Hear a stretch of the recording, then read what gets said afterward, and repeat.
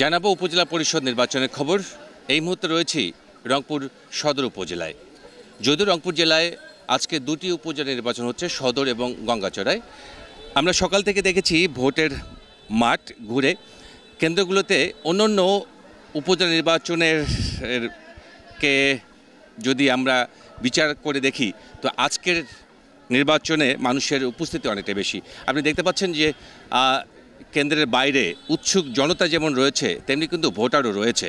আমি যদি একটু দেখাই ক্যামেরাকে যদি একটু দেখাই কেন্দ্রে আপনি দেখবেন যে ভোটাররা কিন্তু সারিবদ্ধভাবে তারা লাইনে দাঁড়িয়েছেন এবং এভাবেই সকাল থেকে অর্থাৎ 8টা থেকে যখন থেকে ভোট শুরু হয়েছে তখন থেকে এখন পর্যন্ত এভাবেই কিন্তু ভোটাররা ভোট দিচ্ছেন। যদিও আমরা প্রতিবারে দেখি যে নারী ভোটারদের সংখ্যা বেশি, আজকেও কিন্তু সেটির কমতি হয়নি।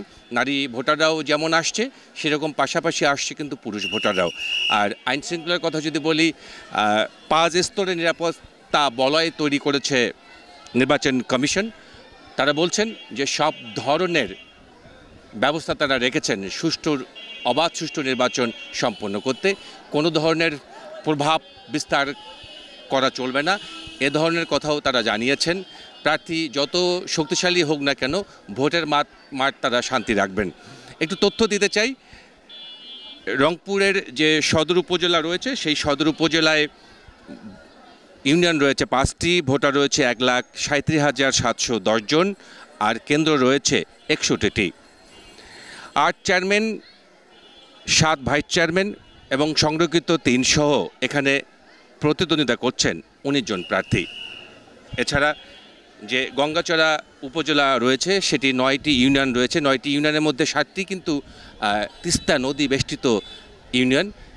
দুর্গম চর রয়েছে, সেই সব চরের মানুষও কিন্তু ভোট দিতে যাচ্ছেন, সেটিও আমরা দেখেছি। এখানে ভোটার রয়েছেন 2,39,155 জন, কেন্দ্র রয়েছে 101টি, 7 চেয়ারম্যান, 7 ভাইস চেয়ারম্যান সহ সংরক্ষিত রয়েছেন 5 জন, মোট 19 জন প্রার্থী এখানে লড়ছেন। আর বিভাগের তথ্য একটু জানিয়ে দেই, রংপুর বিভাগের 7 জেলায় কিন্তু আজকে উপজেলা পরিষদ নির্বাচন অনুষ্ঠিত হয়েছে 13 উপজেলায়, যার ভোটার সংখ্যা হচ্ছে 39,08,879 জন এবং প্রার্থী রয়েছেন 178 জন। এর মধ্যে চেয়ারম্যান হচ্ছেন 165, ভাইস চেয়ারম্যান 67 ও সংরক্ষিত 46 জন প্রার্থী। আমাদের যারা সহকর্মী রয়েছেন জেলা এবং উপজেলায়, তাদের সাথে আমরা কথা বলেছি। তারা বলেছেন রংপুরে যে ভোট হচ্ছে ঠিক একই ধরনের ভোট হচ্ছে, সেই সব 13 উপজেলায়ও কিন্তু একইভাবে ভোট হচ্ছে।